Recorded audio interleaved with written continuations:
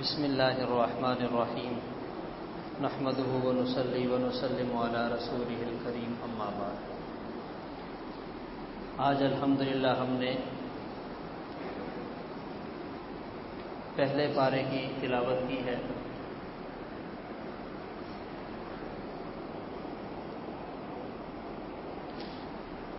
دوسرے پارے کے ایک پاؤ تک قرآن پاک یہ اللہ تعالیٰ کی طرف سے نازل کی گئی وہ عظیم و شان کتاب ہے جو 23 سالہ عرصے میں نازل ہوئی۔ 23 سال اس کے نازل ہونے میں لگے اور صحابہ کرام رضی اللہ تعالیٰ عنہ ایک ایک سورت کو سیکھنے میں کئی مہینے لگا دیا کرتے تھے۔ بعض صورتوں کے سیکھنے میں کئی سال لگ جاتے۔ وہ لوگ قرآن پاک کے الفاظ بھی سیکھتے تھے اور قرآن پاک کا مطلب بھی سیکھتے تھے، اور پھر ان کے ہاں اس سے اگلی بات وہ صرف الفاظ اور مطلب پر اکتفا نہیں کرتے، ان کی عملی زندگی قرآن تھی۔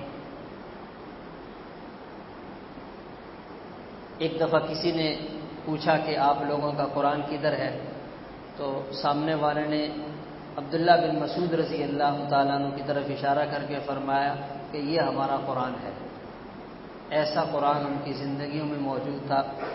تو یہ ہم یہاں تراویح کے بعد تھوڑی دیر بیٹھ کر قرآن پاک کا ترجمہ اور اس کا خلاصہ سنیں گے، اور یہ اس لیے ہے تاکہ اللہ کرے کہ ہماری زندگی بھی قرآن بن جائے، ہماری زندگی قرآن کے مطابق بن جائے۔ آج ہماری تلاوت کا آغاز سورۃ فاتحہ سے ہوا۔ قرآن پاک کا آغاز اس سورت سے ہوتا ہے اور یہ پورے قرآن پاک کا خلاصہ ہے۔ اس کا ایک نام سورۃ الشفاء بھی ہے۔ آپ صلی اللہ علیہ وسلم نے فرمایا اللہ تعالیٰ نے اس سورت میں تمام بیماریوں کی شفا رکھ دی ہے۔ ایک دفعہ صحابہ کرام کسی جگہ گئے تو وہاں قبیلے کے سردار کو کسی موذی چیز نے ڈس لیا اور علاج بہت کرایا، ٹھیک نہیں ہوا۔ صحابہ کرام کو پتہ چلا تو ان میں سے ایک صحابی کو وہ لے کر گئے، انہوں نے سورۃ فاتحہ پڑھ کر دم کیا اور وہ ٹھیک ہو گیا۔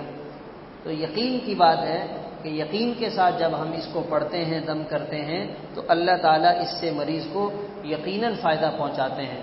تمام تعریفیں اللہ تعالیٰ کے لیے جو تمام جہانوں کا پالنے والا ہے، رحمان اور رحیم ہے، قیامت کے دن کا مالک ہے۔ ہم آپ کی عبادت کرتے ہیں، آپ ہی سے مدد مانگتے ہیں، آپ ہمیں صراط مستقیم پر چلائیے۔ اس کے اندر کیا پیغام دیا گیا؟ اس میں یہ پیغام ہے کہ یہ در حقیقت اللہ کی تعریف ہے اور اللہ کا شکر ہے۔ جب کوئی انسان اللہ کی تعریف کرتا ہے تو وہ اللہ کا شکر ادا کر رہا ہوتا ہے۔ ہم دل ہی دل میں جب بھی کوئی آسانی پہنچے، کوئی نعمت ملے، اللہ کا شکر ادا کریں۔ یا اللہ آپ نے رمضان نصیب کیا، یا اللہ آپ نے یہ آسانی دے دی، یا اللہ آپ نے میرا مسئلہ حل کر دیا۔ اس سے ہمارا اللہ تعالیٰ کی ذات پر یقین بھی بڑھے گا اور اللہ تعالیٰ کے ساتھ تعلق بھی جڑے گا۔ تو ہمیں اللہ کی تعریف کرنی چاہیے، اپنے دل میں بھی، مجمع میں بھی، لوگوں کے سامنے بیٹھ کر بھی اللہ کا پاک کلام اللہ کی تعریف سے بھرا ہوا ہے۔ سب سے پہلا جملہ ہی اللہ کی تعریف کا ہے۔ تمام تعریفیں اللہ کے لیے جو تمام جہانوں کا پالنے والا ہے۔ اس کے اندر ایک تو دعا کا طریقہ بتایا گیا۔ جب اللہ تعالیٰ سے دعا مانگنی ہے تو کیسے مانگنی ہے؟ پہلے اللہ کی تعریف کرنی ہے۔ یا اللہ آپ آسمانوں کو پیدا کرنے والے ہیں، آپ تمام مخلوقات کو روزی دینے والے ہیں، آپ زمین میں رہنے والی مخلوقات کو پالنے والے ہیں۔ اپنی زبان میں، اپنے انداز میں، اپنی سوچ کے بقدر آپ جتنی اللہ کی تعریف کر سکتے ہیں آپ کریں۔ اس کے بعد دعا مانگیں، اہدنا الصراط المستقیم۔ یہ دعا ہمیں سکھائی گئی۔ مانگنا کیا ہے؟ اللہ تعالیٰ سے ہدایت مانگنی ہے۔ اللہ تعالیٰ سے کیا مانگنی ہے؟ ہدایت مانگنی ہے۔ ہدایت یہ اللہ کے خزانوں میں سب سے قیمتی دولت ہے۔ اس سے اگر کوئی اور اچھی چیز ہوتی تو اللہ تعالیٰ اس کا ذکر سورۃ فاتحہ میں فرماتے ہیں کہ یا اللہ مجھے اولاد دے دے، اولاد اللہ کی نعمت ہے، ہدایت کے مقابلے میں بہت چھوٹی ہے۔ یا اللہ میرا کاروبار ٹھیک کر دے، کاروبار نعمت ہے لیکن اس کے مقابلے میں بہت چھوٹی ہے۔ ہدایت جس کو مل گئی اس کو سب کچھ مل گیا، اور ہدایت نہیں ملی تو کچھ بھی نہیں ملا، چاہے بڑا افسر کیوں نہ ہو۔ تو ہدایت اللہ تعالیٰ سے مانگنی ہے، اور ہر نماز میں مانگنی ہے، اور ہر رکعت میں مانگنی ہے۔ اچھا، ہدایت کے لیے کیا کرنا پڑے گا؟ ہدایت کے لیے دو کام کرنے ہیں، ایک کتاب اللہ اور ایک رجال اللہ۔ کتاب اللہ کے ساتھ جڑنا اور رجال اللہ کے ساتھ جڑنا، یہ دونوں چیزیں ضروری ہیں۔ قرآن بھی سمجھیں اور ان لوگوں کے ساتھ بیٹھ کر اپنا وقت گزاریں جن کی زندگی قرآن کے مطابق ہے۔ ہمارا جو دین ہے یہ فلسفے کا نام نہیں ہے، یہ تقریر کا نام نہیں ہے، یہ عمل کا نام ہے۔ جس کی زندگی دین کے مطابق ہے، آپ چند دن اس کے ساتھ بیٹھیں اس نیت کے ساتھ کہ میری زندگی بھی ایسے بن جائے، آپ کو یقیناً فائدہ ہوگا، آپ کو یقیناً فائدہ ہوگا۔ تو آج کل جو ہم سے غلطی ہو رہی ہے کہ اللہ کے نیک بندے، اولیاء، علماء، ان کے پاس جانے سے ہم مستغنی ہو گئے، کہتے ہیں ہمیں جانے کی کیا ضرورت ہے، یوٹیوب پہ دیکھ لیں گے، گوگل پہ سرچ کر لیں گے۔ یہ بہت بڑی غلطی ہے۔ یہ جو علماء کے پاس چل کر جانا، ان کے پاس بیٹھ کر دین سیکھنا، ان سے دین کو پوچھنا، اس ایک ایک قدم پر کتنی نیکیاں ملتی ہیں، اور اس طلب پر اللہ کتنا ہمارا سینہ کھولتے ہیں، اور اس کی وجہ سے دین پر چلنا کتنا آسان بناتے ہیں، یہ اس کے بغیر ممکن نہیں ہے۔ تو اس لیے یہ صراط مستقیم پر چلنے کے لیے کتاب اللہ بھی ضروری ہے اور رجال اللہ بھی ضروری ہیں۔ ہم ان کے ساتھ جڑیں گے تو ہمارے لیے صراط مستقیم پر اور ہدایت پر چلنا آسان ہوگا۔ اللہ تعالیٰ اس کی توفیق عطا فرمائے۔ سورۃ البقرہ، اس سورت کا نام اس وجہ سے رکھا گیا، اس سورت میں ایک واقعے کا تذکرہ ہے اور اس میں بقرہ کا ذکر آتا ہے۔ عربی زبان میں بقرہ گائے کو کہتے ہیں۔ بنی اسرائیل میں ایک بھتیجے نے اپنے چچا کو قتل کر ڈالا، اس وجہ سے اس چچا کی کوئی اور اولاد نہیں تھی، تو اس کا خیال یہ تھا کہ چچا ویسے تو مر نہیں رہے، ہم ان کو یوں مار دیتے ہیں اور اس کی دولت پر اور اس کی جائیداد پر قبضہ کر لیں گے، اور بڑی کامیابی سے کام بھی کر لیا۔ اور اس کے بعد شور شرابہ شروع کر دیا کہ ہمارے چچا کو کسی نے مار دیا اور ہمارے ساتھ ظلم ہوا، زیادتی ہوئی۔ تو حضرت موسیٰ علیہ السلام کے پاس آئے اور اپنی پریشانی پیش کی۔ اللہ تعالیٰ کی طرف سے حکم آیا گائے ذبح کرو۔ انہوں نے بال کی کھال اتاری، گائے کیسی ہونی چاہیے، کیا کھاتی ہوگی، کیا پیتی ہوگی، رنگ کیسا ہوگا، کس چراگاہ میں چرتی ہوگی، اتنے لمبے چوڑے سوالات کیے کہ ان کے لیے وہ گائے ملنا مشکل ہو گئی۔ بہرحال جیسے تیسے کر کے وہ گائے ملی، اس گائے کو ذبح کیا۔ اللہ کی طرف سے حکم یہ تھا کہ اس کا گوشت جس بندے کو قتل کیا گیا ہے اس کے ساتھ لگائیں، وہ زندہ ہو جائے گا، وہ بتا دے گا کس نے قتل کیا ہے۔ تو وہ زندہ ہوا اور اس نے بتا دیا یہ جو شور کرنے والا میرا بھتیجا ہے، اسی نے مجھے قتل کیا ہے۔ تو یوں یہ اس واقعے میں بقرہ کا لفظ آیا اور اس سورت کا نام سورۃ البقرہ رکھا گیا۔ اس واقعے سے کیا سمجھ میں آتا ہے کہ یہ جو دنیا ہے یہ بڑی خطرناک چیز ہے۔ دنیا کی محبت، مال اور دولت کی محبت، یہ بھائیوں میں جدائی پیدا کر دیتی ہے، یہ اولاد اور ماں باپ کے درمیان فاصلے پیدا کر دیتی ہے، یہ دو پکے دوستوں کی دوستیوں کو ختم کر دیتی ہے، یہ ایک پڑوسی کو دوسرے پڑوسی سے دور کر دیتی ہے۔ اگر آج کے دور میں کسی مسلمان کو، کسی انسان کو دنیا کی بے رغبتی مل جائے، یہ آج کے زمانے کا بڑا ولی اللہ ہے۔ آج اگر کسی کو دنیا کی بے رغبتی مل جائے، یہ اللہ کی بہت بڑی کرم نوازی ہے، بہت بڑی کرم نوازی ہے۔ اپنے دل سے آدمی اس کی محبت نکال دے، اللہ تعالیٰ دے رہے ہیں، کوئی حرج نہیں ہے، اللہ کی نعمت ہے، استعمال کریں، لیکن دل میں نہیں ہونی چاہیے۔ جب دل میں دنیا کی محبت ہوتی ہے تو پھر جہاں کہیں وہ دنیا خطرے میں پڑتی ہے، پھر بندہ جو ہے وہ اپنی اصلی حالت میں آ جاتا ہے، پھر لڑنے اور مرنے کے لیے تیار ہو جاتا ہے، اور اس کا نتیجہ سوائے تباہی اور بربادی کے کچھ بھی نہیں ہے۔ کتنے لوگوں نے کتنی دنیا بنائی، آج ان کو کوئی جانتا بھی نہیں ہے، اور جس دنیا کو انہوں نے بنایا ہو سکتا ہے وہ بھی مٹی ہو چکی ہو، وہ کاروبار بھی ختم ہو گیا ہو، اعمال پر محنت کریں، اعمال کے ساتھ دوستی لگائیں، یہ اصل سرمایہ ہے۔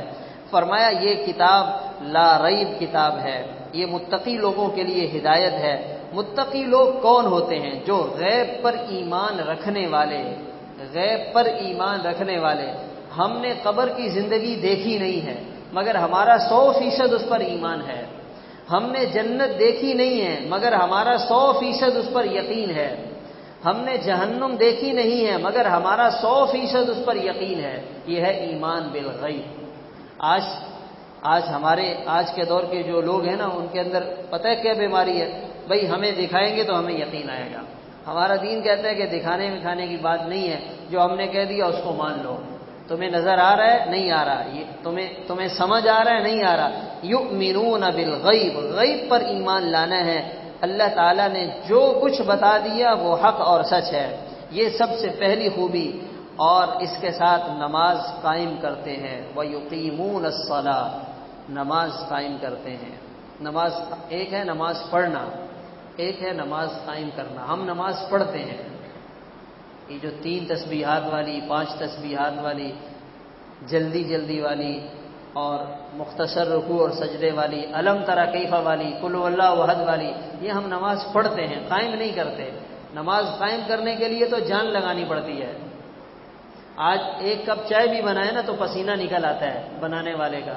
نماز ماشاءاللہ پوری 20 رکعت تراویح پڑھتے ہیں، کوئی پسینہ ہی نہیں نکلتا، پتہ ہی نہیں چلتا۔ تو نماز پر محنت ہو، پتہ لگے، جب عبادت کر کے فارغ ہو نا، نماز پڑھی ہے، کوئی عبادت کی ہے۔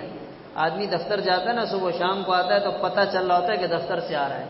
مسجد بڑے فریش گئے اور وہی فریش واپس آ گئے، کوئی پتہ ہی نہیں چلا کہ کیا کیا۔ تو تھوڑا آدمی اس پہ اپنی توجہ لگائے، محنت کرے، اطمینان اور خشوع اور خضوع کے ساتھ نماز پڑھے۔ شیطان سارے کام نماز میں یاد دلاتا ہے، یہ بھی کرنا ہے وہ بھی کرنا ہے۔ تو اس موقع پہ ہمیں کیا کرنا چاہیے؟ شیطان سے اس وقت دل میں یہ کہنا چاہیے، سب سے بڑے کام میں تو ابھی لگا ہوں، اس سے فارغ ہوں گا تو وہ بھی کر لوں گا۔ سب سے بڑا کام تو یہ ہے، اس بڑے کام سے تم مجھے جو ہے وہ دور کرنا چاہتے ہو، یہ سب سے بڑا کام ہے، اس سے فارغ ہو جاؤں گا تو چھوٹے چھوٹے کام بھی کر لوں گا۔ یقیمون الصلاۃ، نماز قائم کرنا۔ کم از کم اس رمضان میں ہماری نماز پر تھوڑی ایسی محنت ہو جائے کہ ہماری نماز بن جائے، نماز قائم کرنے والے بن جائیں، اور جو ہم نے دیا ہے اس میں سے خرچ کرتے ہیں۔ وَمِمَّا رَزَقْنَاهُمْ يُنْفِقُونَ، ہم نے جو دیا ہے اسے اس میں سے خرچ کرتے ہیں۔ آج کی دنیا کا فلسفہ یہ ہے کہ مال بچاؤ، جتنا بچا سکتے ہو بچاؤ۔ آج کی دنیا کا پوری دنیا اس پر متفق ہے۔ ہمارا دین یہ کہتا ہے مال خرچ کرو، ہمارے دین کا کیا کہنا ہے؟ مال خرچ کرو۔ اور آج کی دنیا کا کیا کہنا ہے؟ مال محفوظ کرو، مال بچاؤ، اپنی سیلری میں سے بچاؤ، بینک میں رکھو، اس پر بھی پیسہ لگے گا، اپنا مال بچاؤ، اس کاروبار میں لگاؤ، اس سے بھی پیسہ بنے گا، یہاں سے بچاؤ، ادھر لگاؤ، وہاں سے بھی پیسہ بناؤ۔ یعنی مال کو بڑھانا، بچانا، محفوظ کرنا، یہ ہماری سوچ بن گئی ہے۔ اللہ تعالیٰ فرما رہے ہیں ہمارے متقی لوگ خرچ کرتے ہیں، اور حقیقت یہ ہے کہ مال بچا کر رکھنے والوں کو اتنا نفع نہیں ملتا جتنا اللہ کی راہ میں خرچ کرنے والوں کو اللہ دیتے ہیں۔ لیکن یہ ہے بڑا مشکل کام۔ جو اللہ کے لیے، اللہ کے ساتھ کاروبار کرتے ہیں، ان کو اللہ تعالیٰ جتنا دیتے ہیں، جتنا نوازتے ہیں، وہ بچانے والوں کو نہیں ملتا، اس سے بخل میں اضافہ ہوتا ہے۔ ضرورت کے بقدر آدمی رکھ لے، کوئی حرج نہیں ہے، اپنی جائز ضرورت کے لیے، تاکہ کل کو کسی کے سامنے مانگنا نہ، ہاتھ نہ پھیلانا پڑے، کسی سے مانگنا نہ پڑے۔ مگر مال کی محبت میں اتنا زیادہ بندہ مال کے لیے پریشان ہو جائے کہ بچاؤ بچاؤ بچاؤ، بیگم بھی کہہ رہی ہے بچاؤ، بچے بھی کہہ رہے ہیں بچاؤ، ابا بھی کہہ رہے ہیں بچاؤ، سب اسی کے اندر لگے ہیں، اور اللہ فرما رہے ہیں بھائی ہم نے تمہیں دیا، خرچ کرو۔ وَمِمَّا رَزَقْنَاهُمْ يُنْفِقُونَ، خرچ کن لوگوں پر کرنے ہیں، اس کے مصارف کل کے درس میں آ جائیں گے۔ اور اس کے ساتھ پھر آگے ایک طبقہ وہ ہے جن کو منافق کہا جاتا ہے، نام نہاد مسلمان۔ وَمِنَ النَّاسِ مَن يَقُولُ آمَنَّا بِاللَّهِ، ان کا اللہ تعالیٰ نے 13 آیات میں تذکرہ کیا ہے، 13 آیات میں۔ 2 آیتوں میں کافروں کا سرسری سا تذکرہ ہے کہ یہ پکے کافر ہیں اور یہ ان کے ساتھ معاملہ ہوگا، جہنم میں جائیں گے۔ اور منافقین کا تذکرہ اللہ تعالیٰ نے کھول کر بیان کیا یہ اللہ کو بھی دھوکہ دیتے ہیں، یہ رسول اللہ صلی اللہ علیہ وسلم کو بھی دھوکہ دیتے ہیں، یہ ایمان والوں کو بھی دھوکہ دیتے ہیں۔ در حقیقت یہ انہیں دھوکہ نہیں دے رہے، یہ اپنے ساتھ زیادتی کر رہے ہیں۔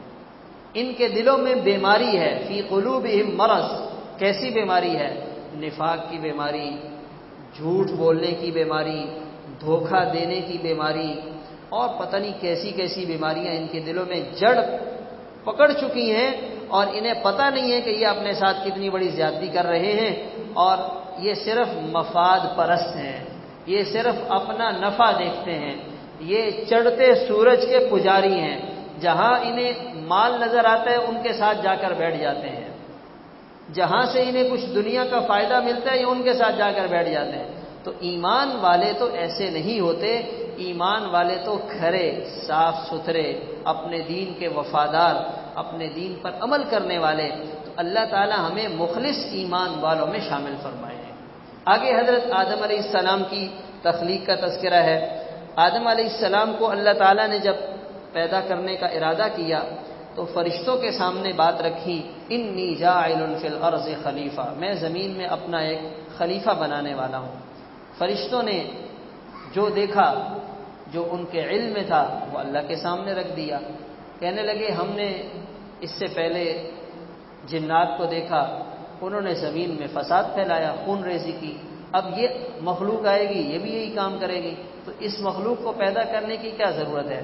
اللہ تعالیٰ نے فرمایا انی اعلم ما لا تعلمون، میں وہ جانتا ہوں جو تم نہیں جانتے۔ پھر حضرت آدم علیہ السلام کو اللہ تعالیٰ نے چیزوں کے نام سکھائے، یعنی زمین میں جہاں رہنا ہے اس کے اندر جتنی انسان کی ضروریات ہیں، کھانے پینے کی چیزیں ہیں، پھل ہیں، سبزیاں ہیں، اناج ہیں، ان تمام چیزوں کے نام اور تفصیلات آدم علیہ السلام کے دل میں ڈالے۔ پھر اللہ تعالیٰ نے فرشتوں سے پوچھا بتاؤ یہ کیا ہے؟ جیسے مثال کے طور پہ آلو کی تصویر سامنے آ گئی، بتاؤ یہ کیا ہے، یہ کس لیے استعمال ہوتا ہے؟ انہوں نے کہا ہمیں تو پتہ ہی نہیں ہے۔ کوئی اور کھانے کی چیز سامنے کر دی، کوئی اور چیز سامنے کر دی، انہوں نے کہا ہم تو نہیں جانتے۔ اللہ تعالیٰ نے آدم علیہ السلام سے پوچھا آپ بتائیے کس لیے ہے؟ فرمایا یہ اس کا نام ہے، یہ اس کا فائدہ ہے، اس کے لیے استعمال ہوتا ہے، اور یہ اس کا مقصد ہے۔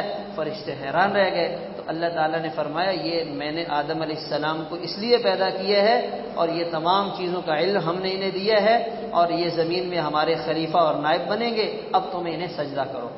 آدم علیہ السلام کو تمام فرشتوں نے سجدہ کیا، ابلیس نے نہیں کیا۔ ابلیس نے کس وجہ سے نہیں کیا؟ تکبر کی وجہ سے نہیں کیا۔ اور یہ تکبر ایسی خطرناک بیماری ہے، اگر کسی کے دل میں رائی کے ذرے کے برابر بھی تکبر ہوگا تو فرمایا وہ جنت میں نہیں جائے گا، وہ جنت میں نہیں جائے گا، اور یہ بڑی مشکل سے دل سے جو ہے وہ ختم ہوتا ہے، ورنہ ہر انسان اپنے اندر اپنی ایک شان اور حیثیت اور اپنا مقام بنا کر بیٹھا ہوا ہے۔ تو ہمیں اپنے اندر سے تکبر کی بیماری کو ختم کرنا چاہیے۔ پھر یہ بنی اسرائیل کا تذکرہ ہے، اللہ تعالیٰ نے انہیں بڑے انعامات سے نوازا، اپنے زمانے کے سب سے بہترین مانے ہوئے لوگ تھے بنی اسرائیل، ہزاروں انبیاء اللہ تعالیٰ نے ان میں پیدا کیے، مگر انہوں نے کیا کیا؟ اللہ تعالیٰ کی نعمتوں کی ناقدری کی، ناشکری کی، بے دینی والی زندگی اختیار کی۔ اللہ تعالیٰ نے انہیں ان بلندیوں سے اٹھایا اور نیچے پستیوں کی ذلتوں میں جا گرا دیا۔ اس زمانے میں یہ تھے، اور آج کے دور میں ہم امت مسلمہ والے یہ پروٹوکول ہمیں ملا ہے جو بنی اسرائیل کو ملا تھا۔ تو بنی اسرائیل والوں نے جو دین کا حال کیا تھا وہ ہم نے بھی اپنے دین کے ساتھ کیا ہے، اور اس کا نقصان یہ ہے کہ آج ہم بھی پریشان ہیں۔ تو ہماری پریشانی کی وجہ مال یا وسائل کی قلت نہیں ہے،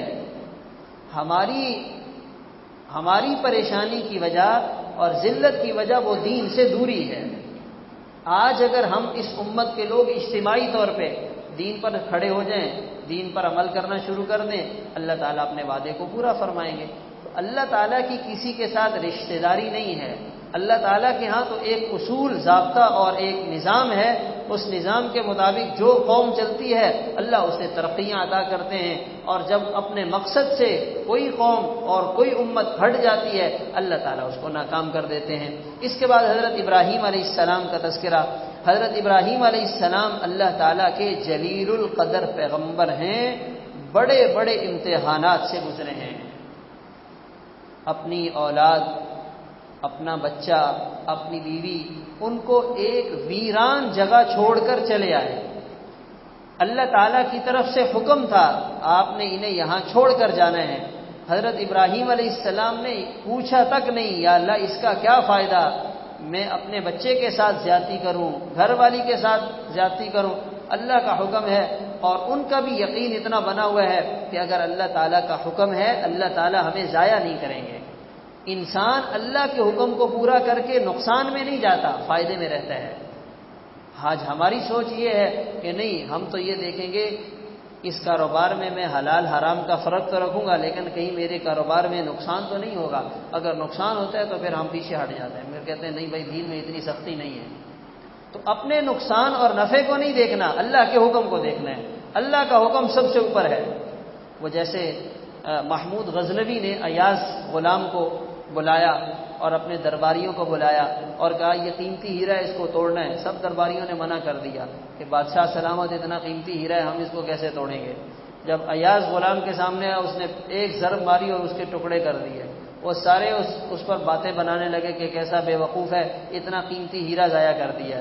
تو ایاز نے کہا بادشاہ سلامت اگر آپ کی اجازت ہو تو میں اس کی وجہ بتاؤں. کہا ضرور بتائیں. کہنے لگا میرے سامنے اس ہیرے کی اہمیت نہیں تھی، میرے سامنے بادشاہ کے حکم کی اہمیت تھی. میرے لیے بادشاہ کا حکم زیادہ قیمتی تھا، اس ہیرے کی کیا اوقات ہے. اللہ کا حکم سب سے بڑا ہے، دنیا کا کاروبار، دنیا کا مال اس کی کوئی حیثیت نہیں ہے. اور اللہ تعالیٰ کے لیے جو اللہ کے حکم کو پورا کرتا ہے اللہ تعالیٰ بڑے قدردان ہیں. حضرت ابراہیم علیہ السلام نے بڑے بڑے امتحانات جو ہے وہ اس کے اندر سے گزرے. تو اللہ تعالیٰ نے فرمایا انی جاعلک للناس اماما، ہم آپ کو پوری انسانیت کا امام بنائیں گے. پوری انسانیت کا امام بنائیں گے. کیسے امامت ملی ہے؟ ایک تو حضرت ابراہیم علیہ السلام کی اولاد میں اللہ تعالیٰ نے پتہ نہیں کتنے انبیاء پیدا کیے. دوسرے نمبر پر آج تک تمام مذاہب کے لوگ، تمام ادیان کے لوگ حضرت ابراہیم علیہ السلام کی عزت کرتے ہیں. ہم نماز میں جب تک ابراہیم علیہ السلام کا نام نہ لیں ہماری نماز مکمل نہیں ہوتی. یہ اللہ کی طرف سے ملنے والا انعام، اکرام اور اعزاز ہے. پھر اللہ تعالیٰ نے حضرت ابراہیم علیہ السلام کو یہ اعزاز بخشا کہ انہیں بیت اللہ کی تعمیر کا حکم دیا. یہ تعمیر کر رہے ہیں اور ساتھ دعا مانگ رہے ہیں، ربنا تقبل منا، یا اللہ آپ اسے قبول فرما لیں، بے شک آپ سننے والے جاننے والے ہیں. کیا مطلب ہے؟ انسان کوئی بھی نیک کام کرے اس کے ساتھ ساتھ اللہ تعالیٰ سے قبولیت کی دعا مانگتا رہے. جیسے آج ہم نے روزہ رکھا نا، تو ہم افطاری سے پہلے یا اللہ آپ کا شکر ہے آپ نے روزہ رکھنے کی توفیق عطا فرمائی، یا اللہ آج جو روزہ رکھا ہے اسے اپنی بارگاہ میں قبول فرمائیے. ہر عمل کی قبولیت کی دعا مانگنا ضروری ہے. یا اللہ کتنے لوگ ہیں جن کو یہ آج کے روزے کی توفیق نہیں ہوئی، ان کو بھی روزہ رکھنے کی توفیق عطا فرما. سب کے لیے مانگنا، اپنے لیے مانگنا، اعمال کی قبولیت کے لیے مانگنا، یہ حضرت ابراہیم علیہ السلام کی دعا سے ہمیں سمجھ میں آ رہا ہے. پھر فرمایا کہ حضرت یعقوب علیہ السلام جب ان کی موت کا وقت آیا اپنے بچوں سے کہنے لگے، آخری وقت ہے، بچے پاس جمع ہیں، پوتے ہیں، بیٹے ہیں، بڑا خاندان ہے. جب دنیا سے جا رہے ہوتے ہیں تو ہمارا اپنے بچوں کے ساتھ کیا مکالمہ ہوتا ہے؟ اس کا خیال رکھنا، یہ دکان اس کی ہے، یہ مکان اس کو دے دینا، اور وہ جو صدر والی دکان ہے وہ درمیان والے کو دے دینا، فلاں کو دے دینا، اچھا یہ چھوٹا ہے اس کا سب خیال کرنا. ہماری یہ سوچ ہوتی ہے، ہمارا یہ مکالمہ ہوتا ہے. حضرت یعقوب علیہ السلام کا کیا مکالمہ ہے؟ ما تعبدون من بعدی، اے میرے بچوں میرے جانے کے بعد کس کی عبادت کرو گے، کس کی مان کر زندگی گزارو گے، کس کے حکموں کے مطابق زندگی گزارو گے، میرے دنیا سے جانے کے بعد تمہارے دین کا کیا بنے گا. یہ ان کی سوچ ہے. ہماری سوچ کیا ہے اور ان کی سوچ کیا ہے؟ تو ہمیں اپنی سوچ کو بدلنا ہوگا. ہمارے دل میں، ہماری رگ رگ میں، ہماری نسوں میں دنیا اتنی رچ بس گئی ہے کہ ہم دنیا سے جاتے ہوئے بھی دنیا کی باتیں کر رہے ہوتے ہیں. نہ اولاد کو فکر ہوتی ہے ابا مر رہے ہیں قبر میں ان کا کیا بنے گا، اس کی اولاد کو بھی فکر نہیں ہے. اور ابا دنیا سے جا رہے ہیں، ان کو اس کی فکر نہیں ہے کہ اولاد کے دین کا کیا بنے گا، ان کو بھی یہ فکر ہے کہ یہ بیچارے کہاں سے کھائیں گے۔ ما تعبدون من بعدی، میرے جانے کے بعد تمہارے دین کا کیا بنے گا، تمہارے دین کا کیا بنے گا۔ اور ہمیں یاد رکھنا چاہیے کہ یہ جیسے دنیا کی کوئی چیز انسان کو مفت میں نہیں ملتی ہے، تو یہ دین بھی مفت میں نہیں ملا کرتا، اس کے لیے کچھ محنت کرنی پڑتی ہے، کچھ قربانی دینی پڑتی ہے۔ ابھی ہم جو یہاں بیٹھے ہوئے ہیں، اللہ کی توفیق سے تراویح بھی پڑھی، اللہ کی توفیق سے اللہ کا پاک کلام بھی سن رہے ہیں، یہ تھوڑی مشقت مجاہدہ ہوگا تو تھوڑا دین میں آگے بڑھیں گے، تھوڑی قربانی دیں گے، محنت کریں گے تو کچھ اس کا ہمیں حل ملے گا، اس کا فائدہ ملے گا۔ ورنہ گھر بیٹھے اپنے کمرے میں بیڈ روم سے آرام سے بیٹھے ہوئے موبائل چلا رہے ہیں اور توقع یہ رکھ رہے ہیں کہ ہمارا رمضان قیمتی بن جائے گا، یہ انسان کی غلط فہمی ہے۔ ما تعبدون من بعدی، عبادت کس کی کرو گے؟ تو دین کے زندگی میں زندہ کرنے کے لیے محنت ضروری ہے۔ انبیاء نے اپنی اولاد کے دین کی فکر کی ہے، ہمیں بھی اپنی اولاد کے دین کی فکر ضرور کرنی چاہیے۔ خوش نصیب ہیں ہمارے وہ نمازی جن کے بچے، جن کی جوان اولاد ان کے ساتھ مسجد میں نماز کے لیے آتی ہے۔ خوش نصیب ہیں وہ ہمارے مسلمان بھائی، ہمارے وہ محلے کے نمازی جن کی جوان اولاد ان کے ساتھ مسجد میں آ کر ان کے ساتھ عبادت کرتی ہے۔ یہ اصل لوگ ہیں، خوش نصیب لوگ ہیں۔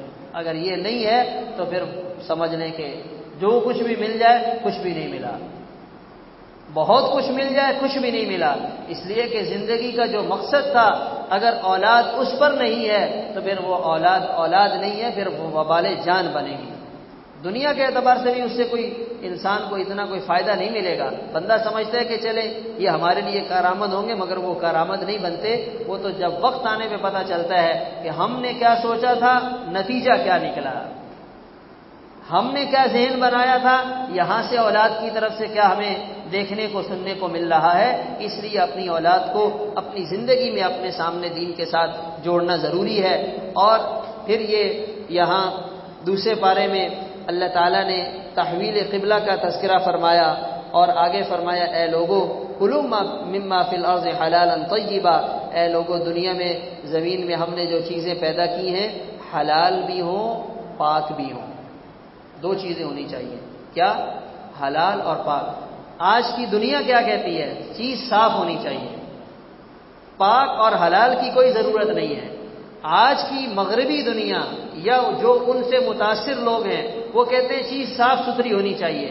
اگر آپ کو کوئی سمندر کا کیکڑا خوبصورت بنا کر کھلانے کے لیے سامنے رکھے تو آپ اس کو کھا سکتے ہیں، اگر کوئی خنزیر کا گوشت خوبصورت صفائی کے ساتھ بنا کر پلیٹ میں پیش کرے تو آپ اس کو کھا سکتے ہیں، یہ دنیا کا کہنا ہے، مگر ہمارا دین یہ کہتا ہے کہ یہ صحیح نہیں ہے۔ پہلے تو یہ دیکھیں کہ حلال ہے یا نہیں ہے، یہ دیکھیں کہ پاک ہے یا نہیں ہے، اس کو جائز طریقے سے ذبح کیا گیا یا نہیں کیا گیا۔ آج تو اللہ تعالی ہمیں معاف فرمائے، ہم مسلمانوں کو بھی وہ گوشت کھلایا جاتا ہے جس کے بارے میں پتہ نہیں ہے کہ یہ صحیح طریقے سے بسم اللہ پڑھ کر اللہ کے نام کے ساتھ ذبح ہوا ہے یا ویسے ہی اس کو مشین کے نیچے رکھ کے کاٹ کے ذبح کر دیا گیا۔ تو ہمیں حلال حرام کا خیال رکھنا ضروری ہے۔ ہم صرف اپنی زبان کے اس ذائقے کو برقرار رکھنے کے لیے، اپنے پیٹ کی خواہش کو پورا کرنے کے لیے، اپنے معدے کو طرح طرح کے کھانوں سے بھرنے کے لیے بھئی جو بھی آئے کھاتے جاؤ، جو بھی آئے کھاتے جاؤ، یہ نہیں ہے۔ صاف ہو، پاک ہو، حلال ہو، اسلام نے اس کے کھانے کی اجازت دی ہو، وہ آپ کھا سکتے ہیں، اللہ کی نعمت ہے۔ وَلَا تَتَّبِعُوا خُطُوَاتِ الشَّيْطَانِ، اور شیطان کے پیچھے مت چلو، إِنَّهُ لَكُمْ عَدُوٌّ مُّبِينٌ، یہ تمہارا کھلا دشمن ہے۔ ہمیں اس شیطان کی دشمنی سمجھ میں نہیں آتی ہے، لیکن یہ اتنا زبردست دشمن ہے کہ یہ ہر جگہ اپنا حصہ ضرور نکال لیتا ہے۔ یہ عبادت میں سے بھی اپنا حصہ نکال لیتا ہے، یہ نیکی میں سے بھی اپنا حصہ نکال لیتا ہے، اور گناہ تو پھر ہے ہی گناہ۔ کتنے لوگوں سے یہ گناہ کروا لیتا ہے اور کیسے کیسے یہ گناہ کروا لیتا ہے اور کہاں کہاں سے یہ انسان کو گمراہ کرتا ہے، مگر انسان کو سمجھ بھی نہیں آتا کہ میرے دشمن نے میرے ساتھ کتنی بڑی کارروائی کی ہے۔ ہمیں شیطان کو اپنا دشمن سمجھنا چاہیے اور ہم اپنے دل میں آنے والے خیالات کا جائزہ لیں۔ جہاں کہیں کوئی منفی بات ذہن میں آئے فوراً سمجھ جائیں کہ یہ شیطان کی طرف سے ہے، فلاں تیرا دشمن ہے، وہ تجھے نقصان پہنچائے گا، اس کو یہ کہہ دے، اس کو یوں کر دے، سمجھیں یہ شیطان کی طرف سے ہے۔ تو یہ بڑے عجیب و غریب خطرناک قسم کے خیالات ہمارے دماغ میں ڈال رہا ہوتا ہے۔ تو ہم نے محتاط رہنا ہے، الرٹ رہنا ہے، کوئی ایسی بات، کوئی ایسا عمل جس سے ہمارے دین کو نقصان پہنچے، اس سے اپنے آپ کو بچانا ہوگا۔ اللہ تعالی ہمیں عمل کرنے کی توفیق عطا فرمائے اور دوسروں تک یہ بات پہنچانے کی توفیق عطا فرمائے۔